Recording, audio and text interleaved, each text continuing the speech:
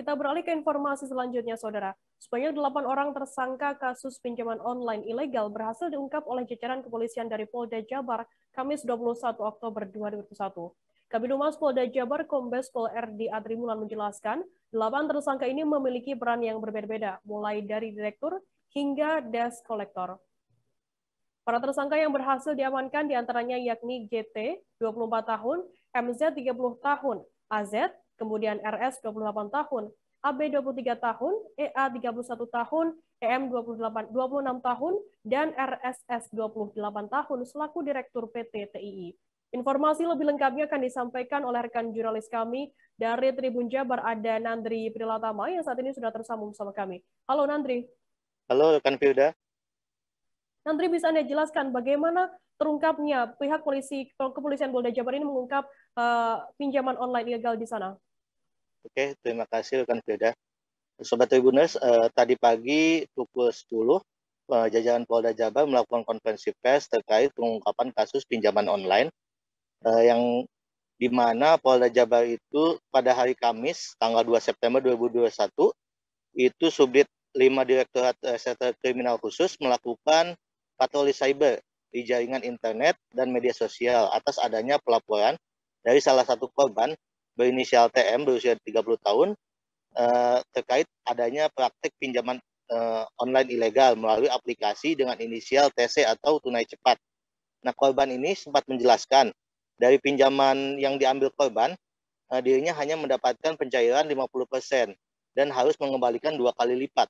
Nah, kemudian korban pun telah melunasi pinjaman itu, namun tetap saja korban mendapatkan teror dan ancaman yang dikirim ke kontak-kontak milik korban itu sendiri. Dengan ada tulisan seperti buronan kasus penggelapan uang perusahaan dengan mencantumkan foto beserta data diri si korban itu sendiri. Begitu, Firda.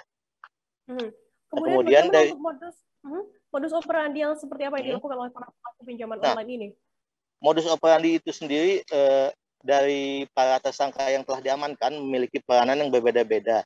Seperti dari pelaku berinisial AB, dia melakukan peneroran dan pengancaman kepada korban, sedangkan tersangka EA dan EM itu menjalankan tugasnya mengawasi dari tersangka AB apabila terlalu lembek atau kurang kasar terhadap korban-korbannya.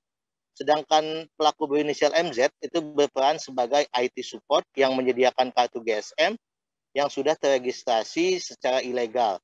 Sedangkan pelaku AZ dan RS itu bertugas sebagai HRD yang biasa merekrut atau menerima para pegawai.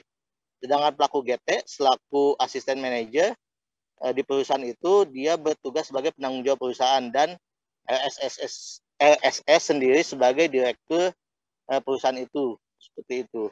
Dan atas tindakan ini para pelaku yang 8 orang itu terancam hukuman penjara 10 tahun dengan mendapatkan pasal yang berlapis.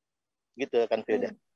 Nandri, selanjutnya dalam kasus ini apa yang dilakukan oleh pihak kepolisian Polda Jabar sendiri terkait kasus pinjol ilegal yang akhir-akhir ini marak sekali di Indonesia?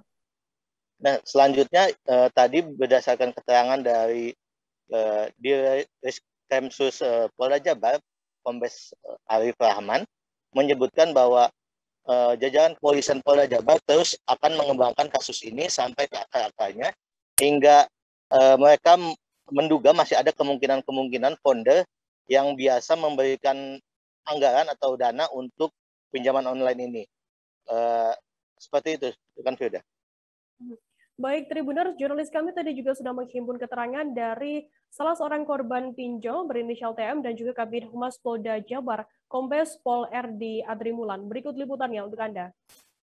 Kami juga ditempelin Jadi saya akan bercerita efeknya saja, Pak. Efek dari kejadian ini secara fisik, psikis dan mental saya benar-benar jatuh sampai saya masuk ke rumah sakit dirawat kurang lebih 4 hari di salah satu rumah sakit di Bandung. Semua terjadi karena teror dan makian dari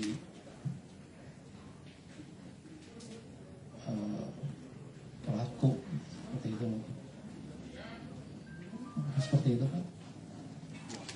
Pak. Dan ternyata tekanan pun datang ke keluarga besar saya, ke rekan-rekan kerja saya, yang akhirnya mereka pun balik menekan saya, yang sampai saya semakin jatuh dan jatuh juga. Karena mereka menyebarkan foto data diri saya, cacian maki ke keluarga besar, ke rekan-rekan yang ada di pondok saya. Yang perlu kita ketahui rekan-rekan bahwa pinjaman-pinjaman ilegal yang sudah menjadi permasalahan masyarakat ini mengakibatkan kerugian yang sangat besar, ya, terutama oleh masyarakat yang melakukan pinjaman online, di mana cara sistem, ya, yang dilakukan oleh perusahaan-perusahaan pinjaman online ilegal ini menjadikan situasi yang sangat meresahkan terhadap peminjam, yang berakibat ada yang stres, ada yang masuk rumah sakit, bahkan mohon maaf ada yang bunuh diri. Ya, oleh karena itu di sini menjadi perhatian kami dengan kerugian-kerugian yang mengakibatkan dampak psikologis, dampak sosial, ya, di mana Polri atau negara harus hadir dalam memberikan rasa aman terhadap masyarakat dalam kegiatan-kegiatan sehari-harinya, sehingga kegiatan bisnis, kegiatan keagamaan, kegiatan pendidikan, kegiatan lainnya itu akan berjalan sebagaimana mestinya.